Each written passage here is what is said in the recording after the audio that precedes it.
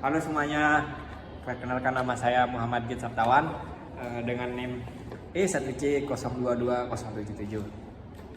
Nah, di sini saya akan bagikan sedikit pengalaman saya sesudah membaca 2 novel karya Dennis Brown.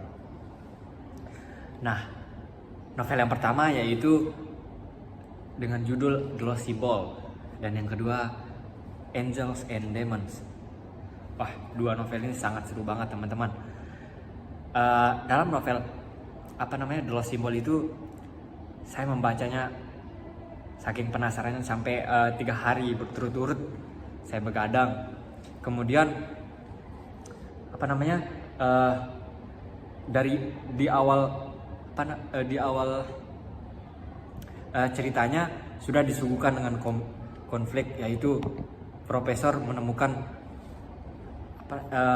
tangan manusia di museum yang sudah dipotong. Ternyata tangan itu adalah tangan mentornya sendiri yang bernama Peter Solomon. Nah, ternyata Peter Solomon ini diculik teman-teman. Robert Langdon ini harus menyelamatkan mentornya dalam hitungan jam. Jadi di situ benar-benar dikejar waktu teman-teman. Dan yang paling bikin kaget itu dalangnya tuh orang yang nggak disangka banget. Yang bikin aku penasaran sampai aku begadang tiap hari, ada namanya Lost World yang katanya bisa kasih kita kekuatan, bisa mengasih kekuatan spiritual, supernatural gitu teman-teman. Kemudian teka-teki Fremont yang rumit banget. Jadi menurutku setiap detik dalam novel itu berasa berharga banget untuk menyelamatkan nyawa seorang Peter Solomon.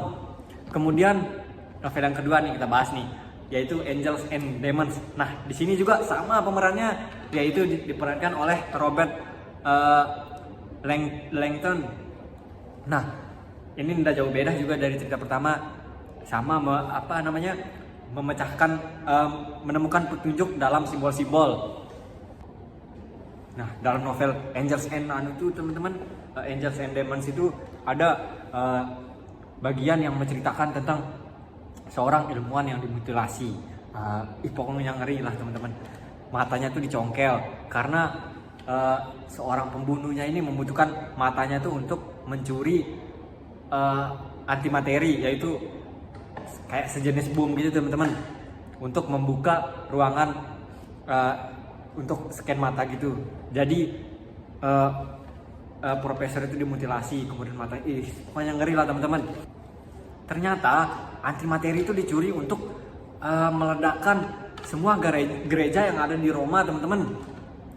Kalau nggak salah ada sekitar 5 gereja yang ditampilkan, yang diceritakan dalam novel tersebut.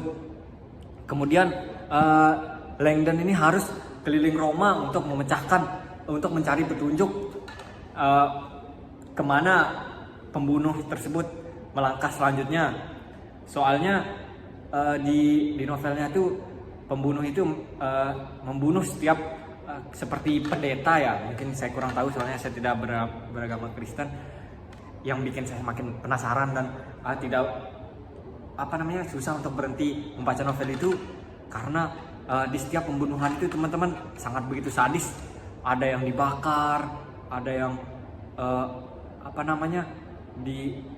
dimutilasi, ada yang pokoknya banyak lah teman-teman. Tapi yang paling pentingnya di setiap pembunuhan itu pasti ada yang dicap ada simbol yang ditempelkan di tubuhnya. Nah, di ending Angels and Demons ini teman-teman ternyata sangat tidak terduga teman-teman. Endingnya tuh sangat plot twist. Ternyata yang jahatnya itu yang kita kira baik itu yang jahatnya teman-teman. Nah, saya dapat pelajaran hidup dari novel Angels and Demons ini teman-teman. Ternyata konflik dalam novel ini yaitu tentang agama dan ilmu pengetahuan. Nah, di sini tuh kayak mereka memiliki cara pandang yang berbeda. Jadi secara tidak langsung mereka bermusuhan. Padahal kan bisa mereka ini lebih baik saling melengkapi. Nah, sedangkan dalam novel The Lost Symbol itu teman-teman, dia mengajarkan kita tentang Lost World, mengajarkan kita yaitu tentang potensi yang ada di dalam diri kita sendiri. Kita semua pasti bisa berubah teman-teman dan berkembang. Jadi di sini saya tahu kalau filologi itu teman-teman sangat ilmu filologi itu sangat menarik, dimana filologi itu mengandung simbol-simbol dan kita bisa mengkaji naskah-naskah kuno gitu teman-teman. Jadi kita bisa bedakan gitu